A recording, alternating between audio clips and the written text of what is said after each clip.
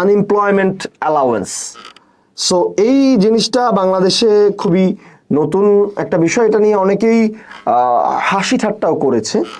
1 বছর বা চাকরি না হওয়া পর্যন্ত, এটা যেটার আগে ঘটে, এটা মানে এটা ইটস ভেরি স্ট্রেঞ্জ অ্যান্ড খুবই কঠিন হবে যদিও, বাট চাইলে, সরকার চাইলে এবং মানুষ চাইলে অবশ্যই করা সম্ভব।